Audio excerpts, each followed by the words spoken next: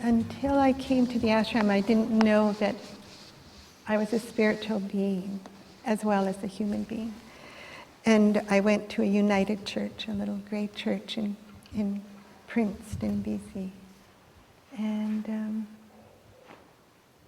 I learned the names of all the Bible, people in the Bible and the books of the Bible.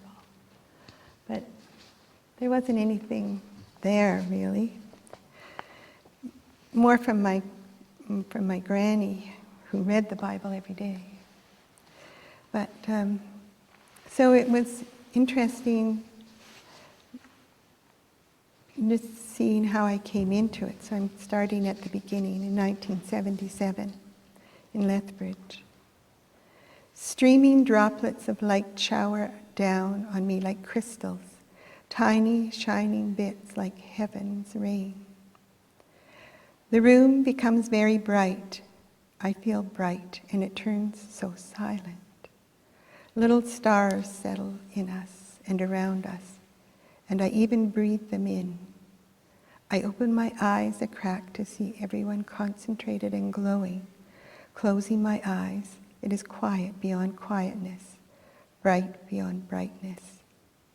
Susan has just led our women's group in a standing meditation. I'm amazed at the immediacy. We invoke the light, and it fills us, making itself part of me, the whole space and everybody in it. The dark, dingy church basement is transformed. So this is yoga. Must be something extraordinary. Ashram, August 1977. I've been depressed, and my best friend, Susan, wants to share what has helped her. In May, she attended the 10 days of yoga at the ashram, and she already taught me the light and meditation we did at the women's group, as well as how to work with dreams and chant mantras to calm my mind. I especially like finding the messages in my dreams. Now we're on our way to the conference called Women and Spiritual Life, which seems right somehow. Still, I'm nervous. I'm excited, but also leery. Will it be weird, foreign, full of swamis? What are they, and what will they say? How will I fit in? Stepping out of the Volkswagen van onto the ashram ground, I smell something familiar, fresh, uplifting. I've been here before. That's the feeling I get from the smell. I don't know how to explain it, but I feel connected, and I know I will be safe here, and that everything will be fine.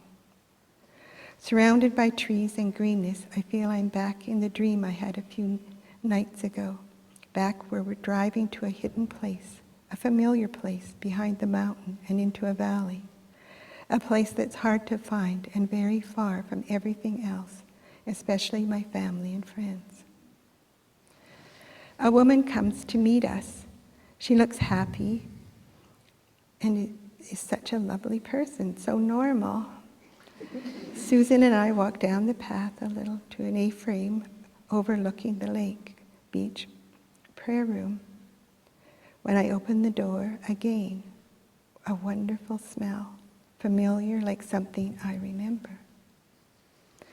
The next morning we go to our class and sit in a big circle of women in the guest lodge. The ashram women are dressed in skirts and nylons, and the rest of us are like hippies in old jeans and t-shirts. What is it to be a woman, they ask, and we write our own reflections.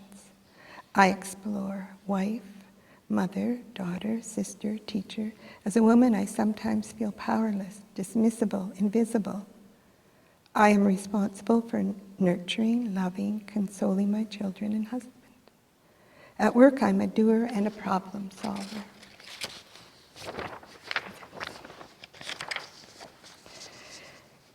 I've resisted entering the unknown spiritual part of me and have only seen it through small cracks.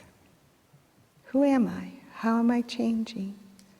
I have a feeling I haven't been changing. I'm aware that I'm a woman, but not beyond who I am. I suddenly understand that I don't know who I am. Strange. For 2 days we write, we read our responses and talk to each other. We do spiritual practice. Everything goes deep and directs me back to myself and to what I think. I have very powerful feelings. Sometimes I feel frightened or mistrustful at the start of an exercise, or I imagine something dramatic will happen and hit a barrier. That same dream that I had before coming keeps arising in my mind. The building we are in seems to be just like the long cedar building in my dream. And today we see a little cabin from my dream where Susan's husband, Russell, was standing on the porch and Susan was wading across the rushing stream. That stream is here too. How could I see something in a dream before I actually experienced it? Why is it all so familiar? I explore my fear of crisis, of losing things. I remember the last party I went to and how futile it seemed. Yet now I'm frightened of losing my friends, my marriage. Keep a spiritual diary, they say. Ask yourself questions. Observe your feelings. Choose something to work on and write down your insights and intuitions. Review it at the end of the month. I'm going to try this at home. This afternoon, Swami Radha comes to speak to us. Something inside me is touched by her wisdom. There is an underlying question in my life. Is this it? I've done many of the expected things. Gone to school, university, taught school, married, had children, been involved in community projects and women's groups. I'm starting a daycare, something I really believe in. I love my 2 young children. Still, there seems to be something missing. Is this all? Swami Radha looks more like a well-dressed and kindly grandmother than my image of what a Swami would be. She appears to be ordinary, but I know she is extraordinary after a moment in her presence. I am struck by the power behind her speech and the simplicity of the teachings. After she's spoken to us, all I can say is, why haven't I heard this before? Why hasn't anyone ever else said this to me? She speaks about the purpose of life, living life fully with quality. She talks about the light, and she gives everyday examples that are the essence of simplicity. Swami Radha talks of making time with family, quality time. Meal times should be made different by paying attention to the detail in order to appreciate what is received, making the setting and presentation pleasant, and sincerely giving thanks. She tells the story of her guru pouring cream into the black coffee until the cup is filled with white cream. The blackness is transformed. She talks about climbing the snow-peaked mountains to the top and how lonely it is. She encourages women to lift their focus to the Most High and stop being so immature and selfish. It is a challenge to live life fully and not get stuck at the bottom of the mountain. My heart aches for her and I want to help. She says that every woman is complete in herself and must allow the completeness to manifest. A woman who wants quality shouldn't be involved with a man who doesn't want quality. What do you do when you want your life? What do you want your life to be? If you haven't brought quality into your own life, you can't ask it of others. And then she speaks of doing the divine light once a day. And life will take on a different meaning. She promises the effort to cooperate with the evolution of consciousness is worth it. She challenges, aren't there women out there who are willing to aspire?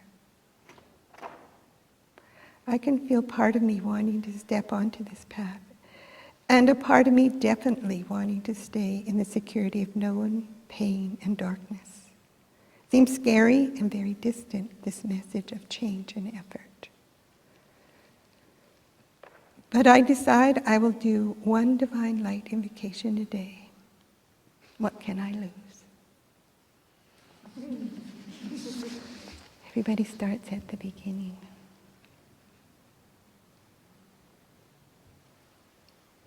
It's good to know that.